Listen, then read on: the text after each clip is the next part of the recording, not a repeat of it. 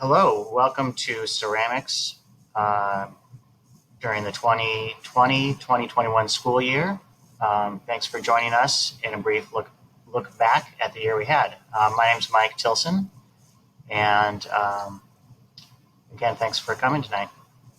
Hi, I'm Sylvia Torres. I'm also teaching ceramics here at MA, and we've had quite a year. Let's go to our next slide.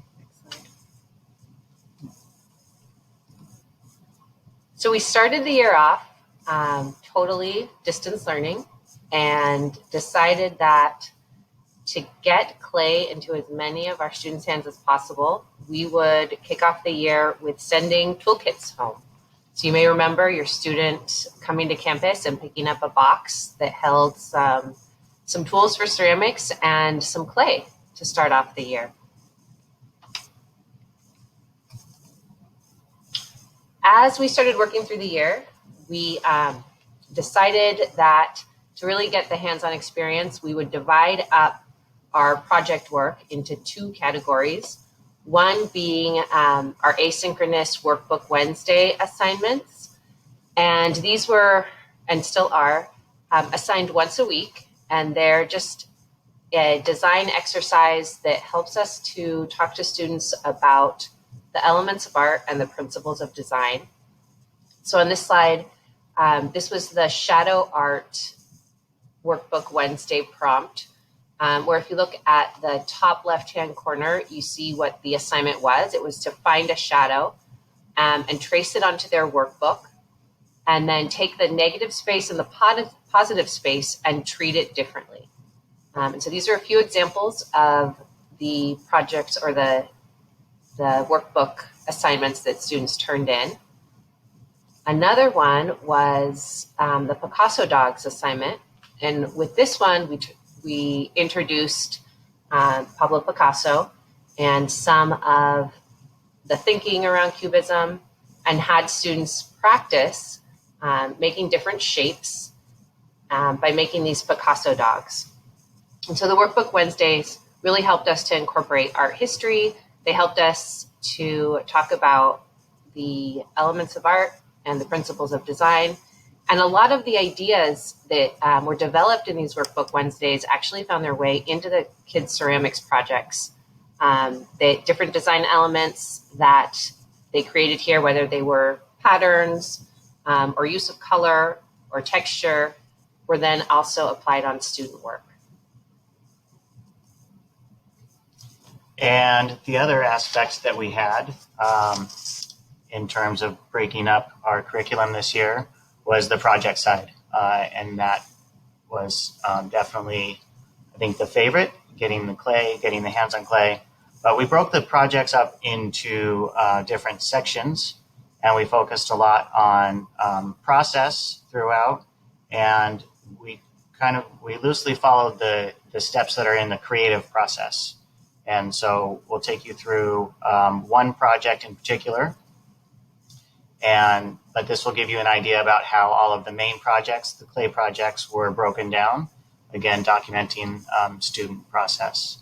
And we started each one. This was our first project that we did, and it was a planar sculpture.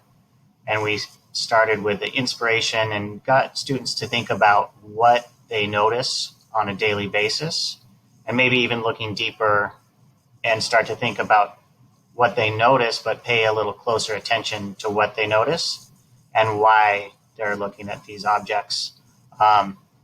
So starting out with some images, and there were some prompts. So some of the projects we said, hey, find some images of texture that you like, find some images of form or color, and those varied from one project to the next. The second part of each project was the planning. And so in their workbooks, had them draw or sketch out an idea about what they wanted the form itself to look like, and from a couple different angles. I think one important aspect to point out is that we stress that the act of drawing itself, in this case, is not about realism, but about communication. So being able to hold up, like you can see in this picture, to their camera and talk to us about why they're doing what they're doing and how they think it's going to lay out. And so they had a little diagram aspect to it. It also is a place then when we can have a conversation with the student and do some troubleshooting.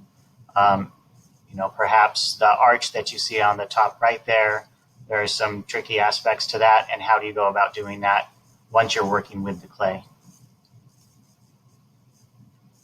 And then after the planning comes construction.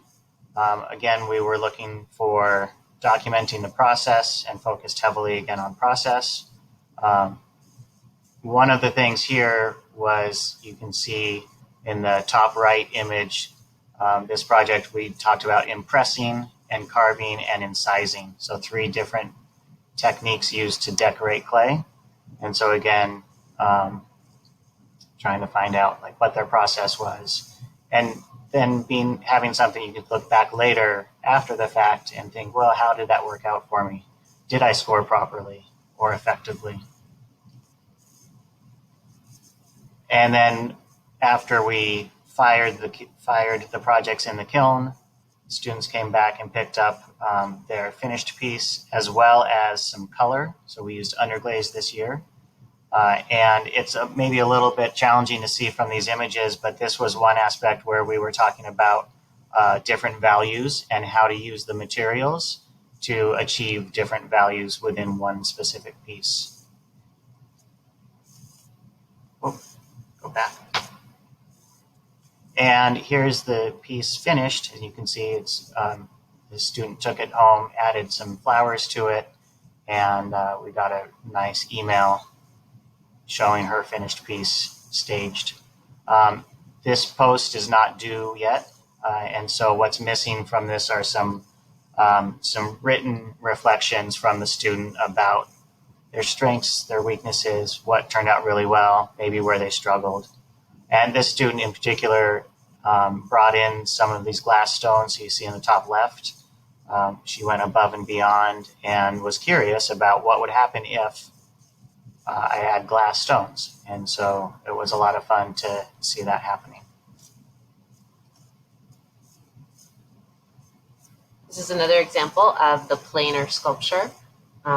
On the left, you see it before it's been fired, and then the student went home with the orange glaze, glazed it at home, or underglazed it at home, I should say, and then brought it in and added the clear glaze or the shiny coat when they brought it in. The next project was the super pot. So with this project, students took the hand building techniques that we had learned previously and designed a pot using all 3 of those hand building techniques. And this is the Monster Project, another one where we said, okay, focus primarily on at least 2 hand building techniques, also on adding some textures and how to go about doing that, and refining. So you have some really nice, clean lines, well-constructed pieces. More examples from that. And then Ceramics 2, here are some few examples from Ceramics 2. We have been encouraging students to continue their ceramic education and sharing some of the work from those upper levels, intermediate and upper advanced levels.